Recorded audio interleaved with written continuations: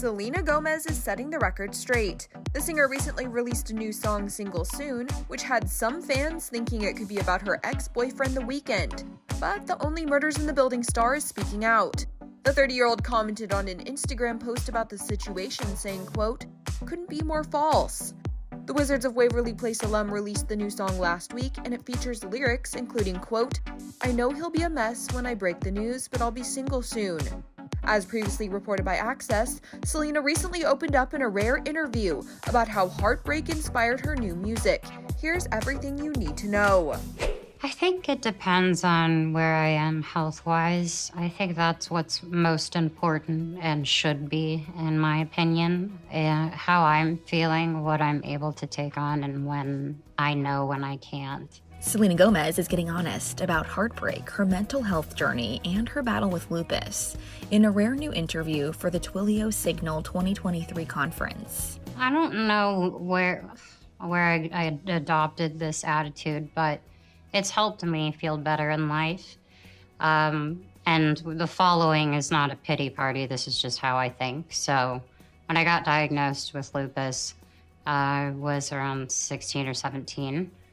It was a very brutal process, and I didn't enjoy it at all.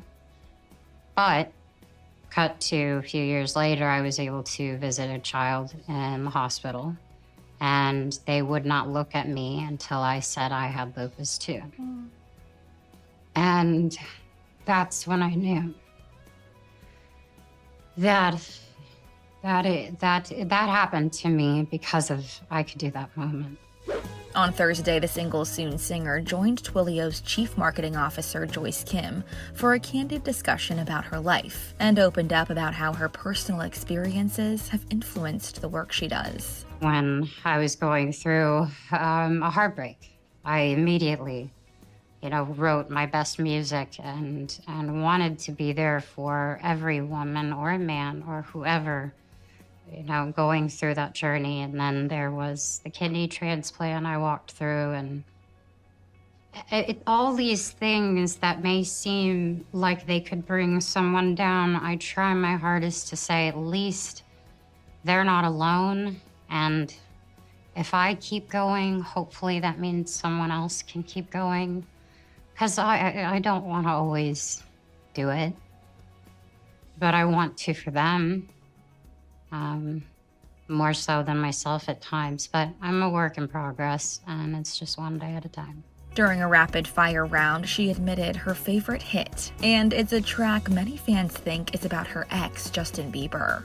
Lose You to Love Me. She also reflected on the one song that almost got away.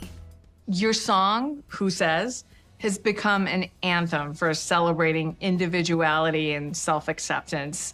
What inspired you to write this song, and what message were you hoping to convey to your fans? So it's actually a funny story. I was working with Disney at the time, and they were actually giving the song to another artist. And I cried. I remember I was with my mom because I loved the song so much. I basically said to my label, I feel like my fans are young and they need it. That's all I kept saying because I was 16 at the time. And I was like, I think my fans really need it. Like, tell her my fans really need this song. And so maybe it just didn't work out with the other artists, but that was a gift to me that I did not know I needed. And I love that song. The Only Murders in the Building star also shared more about the impact and mission statement of her beauty brand Rare Beauty and why it's so important to her. Once I started working on my cosmetics company, I didn't know what was going to happen with Rare, to be honest. We launched it in the middle of the pandemic. But whether it was going to do well or not, I knew that if there's anything I could do to not only just give back, but have a mission statement that it's beyond beauty, it's beyond physical beauty, and you can't take care of yourself if your mind is just in 1,000 places that you may be confused about. She even got emotional when sharing how she connects with her fans. Specifically with my fans, I'm gonna probably cry about, but my fans grew up with me. I have a lot of amazing fans that I actually know by name that have grown with me. And their loyalty and their protectiveness is so wonderful and beautiful, and at times a little complicated, but it's the best relationship I could have.